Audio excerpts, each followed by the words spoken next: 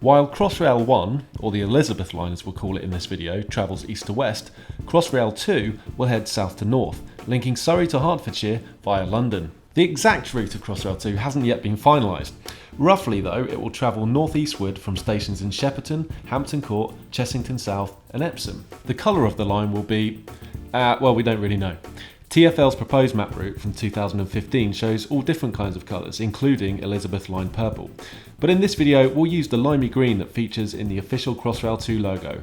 The four lines snake up through Surrey, Richmond upon Thames, Kingston upon Thames, Sutton and Merton, before converging in Rains Park and continuing into central London. Crossrail 2 then continues northward, intersecting with the Elizabeth line at Tottenham Court Road, before reaching New Southgate in Barnet and Broxbourne in Hertfordshire.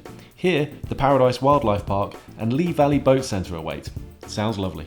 The core section of Crossrail 2 will run from Clapham Junction to Alexandra Palace and Tottenham Hale.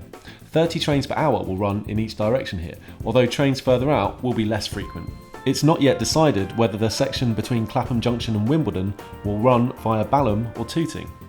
And similarly, Crossrail 2 could run between Seven Sisters and New Southgate via either Wood Green or Turnpike Lane.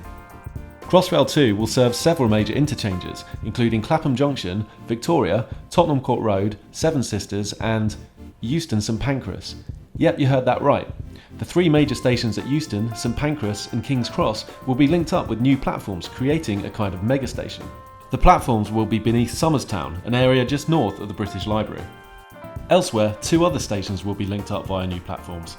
This will happen at Dalston Junction and Dalston Kingsland, which will become simply Dalston.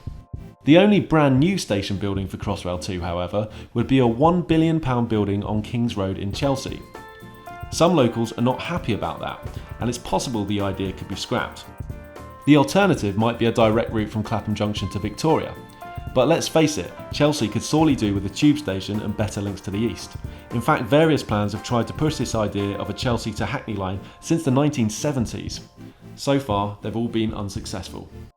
There has also been talk of a future eastern branch of Crossrail 2, sprouting from Angel to Hackney Central and beyond.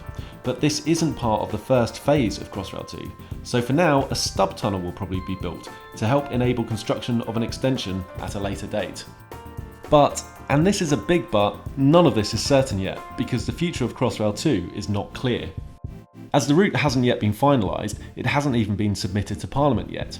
TfL's plan though is to submit a hybrid bill in 2022, which would then take around 2 years to get royal assent. And even then, there is the question of funding. TfL gave a baseline estimate of £30 billion for Crossrail 2, but that's at 2014's prices. The final bill could come in significantly higher.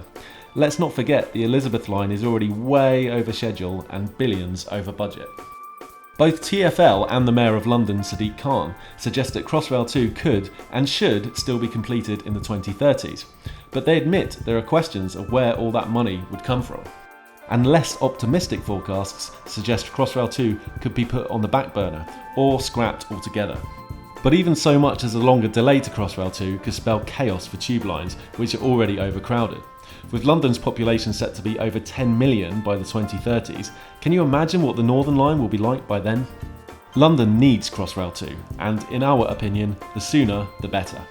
Oh, one more question. Assuming Crossrail 2 does happen, what will it be called? Seeing as Crossrail will be the Elizabeth line, calling Crossrail 2 the Phillip line would certainly give some continuity. We're not sure everyone would be keen on the name though.